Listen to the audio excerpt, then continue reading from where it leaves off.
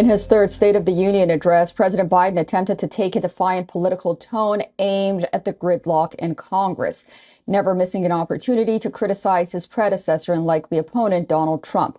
Biden accuses Trump of threatening America's democracy, as he has for the past 3 years, attempting to lay out his case for 4 more years in the White House. In his last State of the Union before November presidential election, he touched upon the economy, reproductive and abortion rights, the January 6th Capitol riots, the migrant crisis, gun control, and the wars in Ukraine and Gaza. Biden ended his speech by addressing his age. Take a listen. My message to President Putin, who I've known for a long time, is simple. We will not walk away.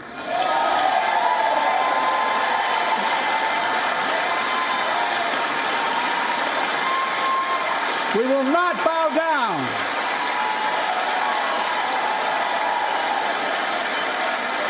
I will not bow down. In a literal sense, history is watching. History is watching. Israel has the right to go after Hamas. Israel also has a fundamental responsibility, though, to protect innocent civilians in Gaza. And Israel must do its part. Israel must allow more aid into Gaza to ensure humanitarian workers aren't caught in the crossfire. And they're announcing they're going to have a crossing in northern Gaza. To the leadership of Israel, I say this: humanitarian assistance cannot be a secondary consideration or a bargaining chip. We have the best economy in the world.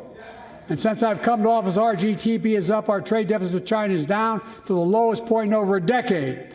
And we're standing up against China's unfair economic practices. We're standing up for peace and stability across the Taiwan Straits. I've revitalized our partnership and alliance in the Pacific. India, Australia, Japan, South Korea, the Pacific Islands. The threat to democracy must be defended. My predecessor and some of you here seek to bury the truth about January 6th. I will not do that. This is the moment to speak the truth and to bury the lies. Here's the simple truth. You can't love your country only when you win. In my career, I've been told I was too young. By the way, they didn't let me on the Senate elevators for votes sometimes. Not a joke. And I've been told I'm too old. My fellow Americans, the issue facing our nation isn't how old we are, it's how old are our ideas. Okay, well, for more, we are now being joined by Adel Nazarian from Washington, D.C. Adel is a senior media fellow at Gold Institute for International Strategy. Adel, great to see you and welcome back. So President Biden aimed to present this defiant political tone. The question is, did he successfully address the concerns of moderate voters, or did his speech reinforce the perception of a deeply divided government? Suzanne, great to be on with you again. What a night. I think that he definitely was catering more towards the progressive wing, and definitely the Democrat base, certainly not to a Republican base, and I'd say probably a little bit more so, but not enough towards a moderate base. This was not really a State of the Union, in my opinion. It was kind of like a nomination from the DNC. It was interesting. It was a complete attack on his opponents. Mm-hmm. It was basically a takedown of Republican issues. Instead of addressing the real concerns of everyday American voters. It's great to be emotional. It's great to be fired up. But at the end of the day, the bottom line is what's going to impact and move the needle when it comes to, as you said, moderate voters. And I don't believe that is what was presented during last night's State of the Union. Yeah, what a night it was. So by repeatedly criticizing his predecessor and likely opponent, Donald Trump, did Biden effectively contrast his own leadership style and policy priorities? Is saying I'm not Trump enough? And did this approach come across as overly negative and, as you mentioned, campaign focused, perhaps, rather than a genuine attempt to unite the country and address pressing issues?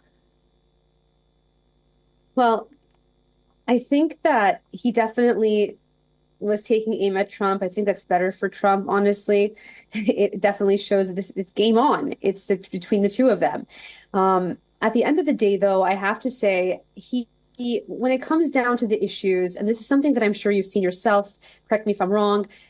My parents were immigrants. They came when they were 12 and 15, of course, from a different country, from Iran to America. But you have so many immigrants who come to the country legally, for example, and they put blood, sweat, Hmm. and tears. They do the right thing. They're taking the time. They're putting their life savings oftentimes to do the process correctly. And here he is going ahead and saying he refused to demonize immigrants, and he criticized Trump's anti-immigrant rhetoric. He's not an anti-immigrant, he actually wants legal immigration. And you'll talk to everyday immigrants who have come to Hmm. the country legally, to America legally, and every day they'll tell you, I've myself spoken to them countless times, that they don't agree. They think it's undermining their rights when illegals, people coming to the country illegally, are given more rights than they do. They're treated like second-class citizens, essentially, the ones who come here legally. That's one thing. In terms of saying he's not Trump enough, two significantly different styles of communication. I think last night was not typical of Joe Biden. I think he definitely was pushing to have more fire in his belly, to think that that would be what his advisors probably told him, to appeal to the moderates and to the Republican base. That's not how it works. You either got it and you don't. President Biden has a certain skill set. Donald Trump has a certain Hmm. skill set. You look at his interview since he was even, in his 30s, how he's been consistent with what he actually believes in. And Americans aren't stupid at the end of the day. They're going to see when someone's trying to play a role in order to appease them. And what they care about at the end of the day is the prices of prescription drugs. Of course, they're going to care about their safety and security, the cost of living, and the economy is not in the best place right now. And these wars abroad certainly aren't helping to add, to take away from that equation.